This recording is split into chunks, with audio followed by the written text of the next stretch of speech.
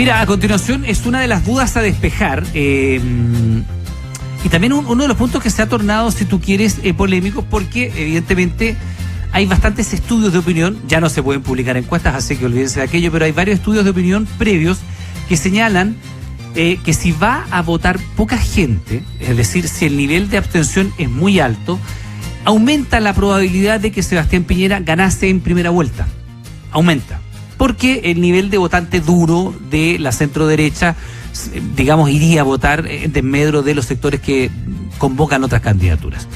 Entonces, evidentemente, ha habido un llamado de parte del gobierno a que la gente vaya a votar. Esto ha sido leído desde una actitud cívica hasta intervencionismo, en todo el abanico que lleva aquello, con incluso llamados a algunos funcionarios públicos a prestar sus propios automóviles para trasladar gente ese día, lo cual naturalmente excede un poquito el marco de lo que es incentivar la participación ciudadana.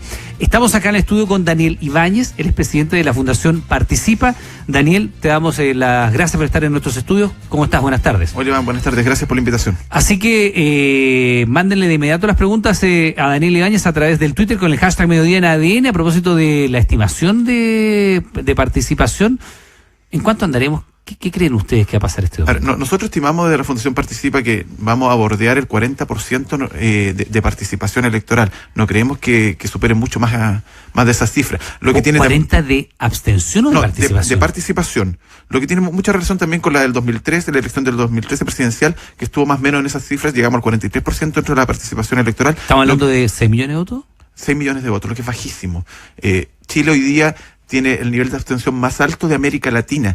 Y eso es un tema que es sumamente preocupante, porque más allá de los llamados que hoy día hace el gobierno a participar, esto no se resuelve, este problema, solamente con llamados. Acá hay un tema estructural del cual la clase política se tiene que hacer cargo también, que además es un problema que es multifactorial.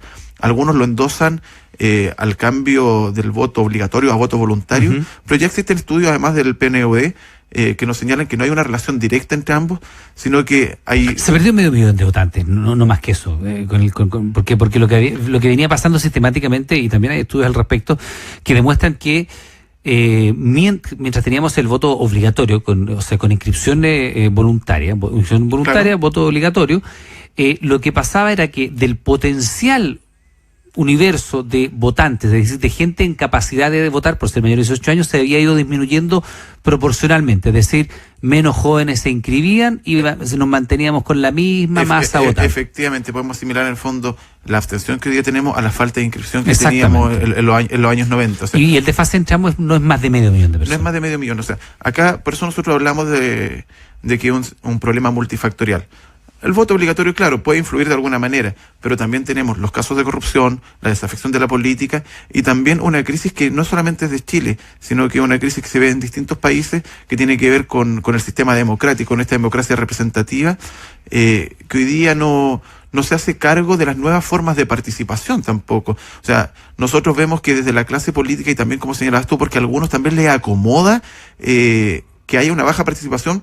¿A quién le acomoda que haya una baja participación? Hay distintos actores. Yo me atrevería a decir que hay ciertos sectores de la nueva mayoría y también de la derecha que le acomoda esta baja participación, básicamente porque este 35-40%, que es más o menos lo que está el número de electores que tenemos, el porcentaje, sabemos más o menos cómo se mueve, sabemos cuál es el desempeño electoral. Ya, pero Daniel, a ver, porque lo que pasa es que hay algunas...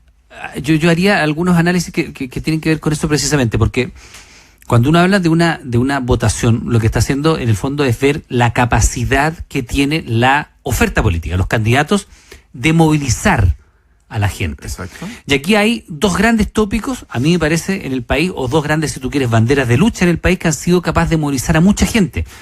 Mucha gente ha salido en las calles, que es el mismo esfuerzo que le implica ir a votar, salir físicamente y hacer algo, en este caso protestar, en el otro caso ir y hacer una fila y votar. La educación y las pensiones. Gracias a la educación y al movimiento de los pingüinos primero y lo que ocurrió el 2011 después, y ahora incluso hay una bancada estudiantil, se inicia con el proceso de la reforma a la educación. Bien, regular o mal hecho, esa es otra discusión. Pero ese tema lo puso en la agenda política la ciudadanía. No lo pusieron los dirigentes, perdón. Y el tema de las AFP, de las pensiones, el no más AFP, no estaba en el programa de gobierno de nadie. Es un tema instalado instalado por la gente. La gente frente a esos dos temas se movilizó, los puso en la agenda y hoy día son tema de discusión. Y esa misma gente, supongo yo, debiera querer, si alguien quiso, por ejemplo, educación gratis de calidad, etcétera, o si alguien quiere no más AFP, por decir otra cosa, lo lógico sería es que esa gente hiciera un mínimo nexo entre quién de los candidatos está detrás de esta idea y yo voy y respaldo eso que fui a respaldar a la calle con un voto.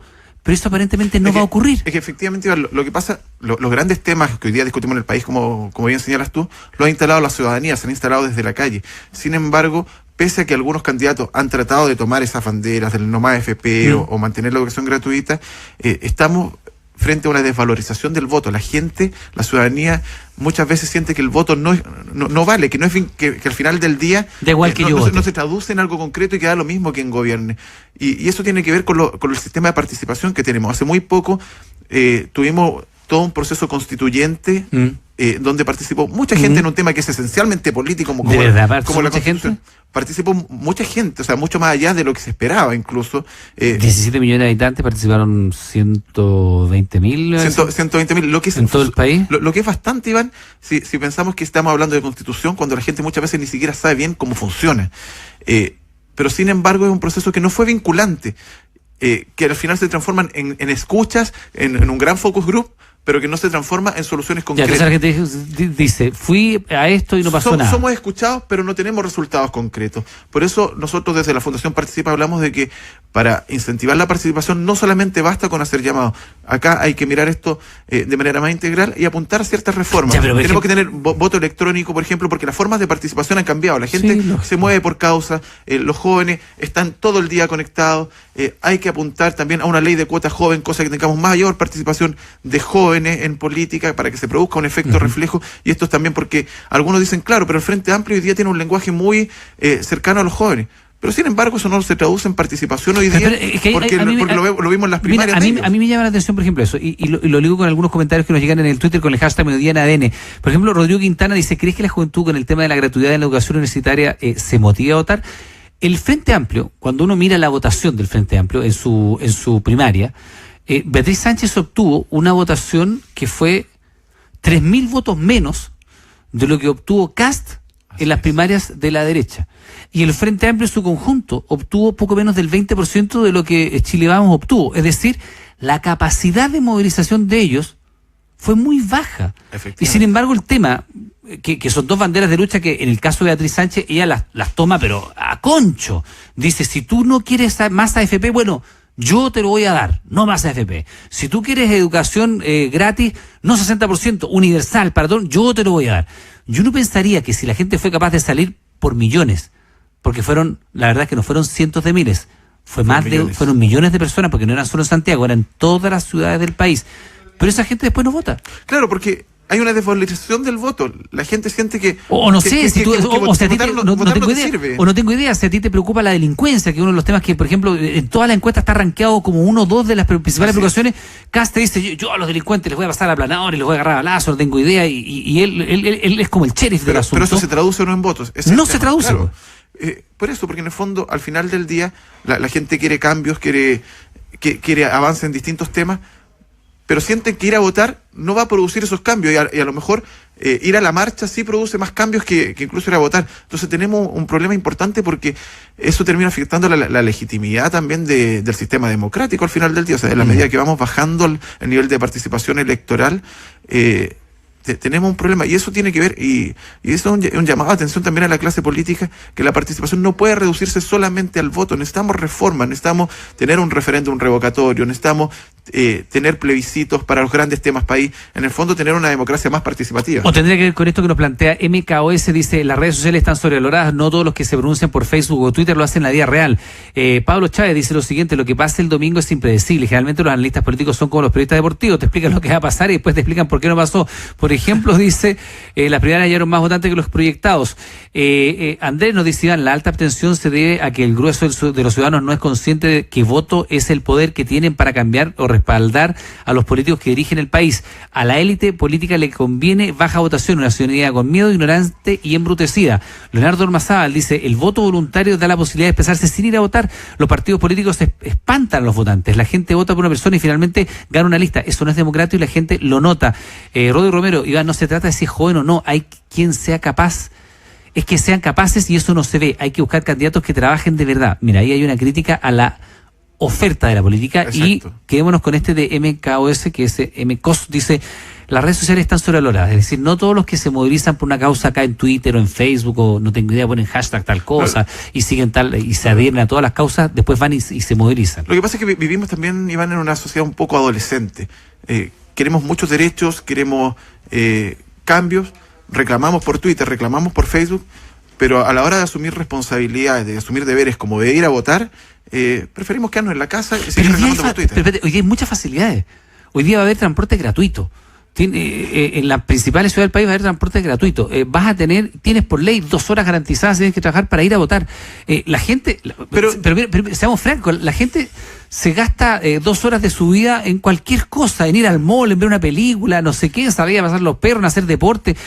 ¿Cómo no va a tener 2 horas al día para ir a votar? Si es una vez cada 4 años. Pero yo discrepo que están todas las facilidades. A ver, por ejemplo, hay muchos casos, y esto tiene que ver con un tema logístico desde Cervel y desde el propio gobierno, en que tú estás inscrito en tu comuna, pero tienes que desplazarte varios kilómetros dentro de la misma comuna para ir a votar a un colegio, siendo que al lado de tu domicilio tienes un colegio donde podrías efectivamente votar.